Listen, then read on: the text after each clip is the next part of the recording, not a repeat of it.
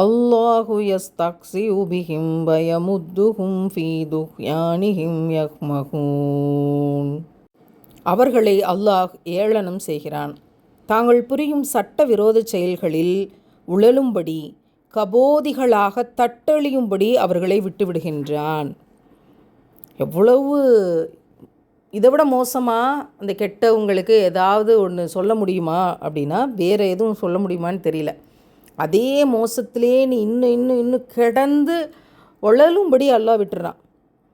அவங்களுக்கு மீட்பே கிடையாது, அவங்களுக்கு வெளிச்சமே கிடையாது, அவங்களுக்கு சொர்க்கமே கிடையாது, அவங்களுக்கு நல்லதையே பார்க்க முடியாது, அவங்களால எந்த நல்லதையும் பேச முடியாது. பேசுகிறதெல்லாம் பொய் தான், பார்க்குறதெல்லாம் கெட்டது தான்.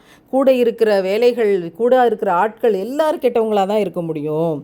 இப்போ என்ன மாதிரியான விஷயம் இது அப்படிங்கும்போது, இறை நம்பிக்கையாளர்கள் கூடயும் இருந்துக்கிட்டு இறை மறுப்பாளர்கள்கிட்ட போய் நம்ம நன்மைக்காகத்தான் அவங்கக்கிட்ட நடிச்சுக்கிட்டு இருக்கேன் அப்படிங்கிறத அங்கிட்டும் சைத்தான் கூட போய் சேர்ந்து வேலை செஞ்சுக்கிட்டு இந்த மாதிரி சட்டவிரோதமான செயல்களில், அல்லாஹ்வுக்கு எதிரான சட்டவிரோத செயல்களில் அவர்களை கபோதிகளாக தட்டழியும்படி விட்டு விடுகிறான். இந்த கபோதிங்கிற வார்த்தை எங்கே கேள்விப்பட்டிருக்கோம் தெரியுமா?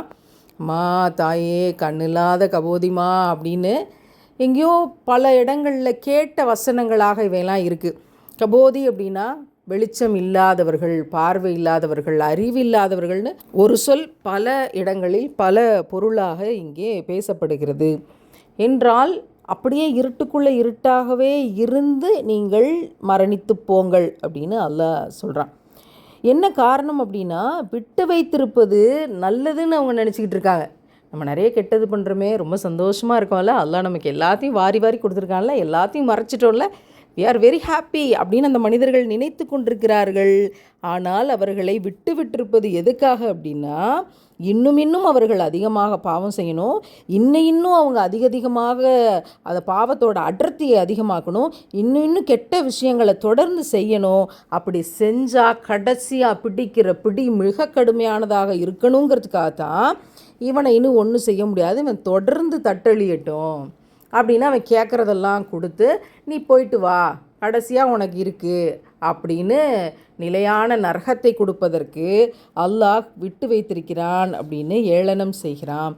ஏளனம் செய்கிறான் அப்படின்னா ஏளனமாக நீ எல்லாம் பெரிய எவனாக்கும் அப்படின்னு கேலி கிண்டலோட நையாண்டியோட ஏளனமாக பார்க்குறான் அப்படின்னு வழக்கமாக சொல்லுவோம்.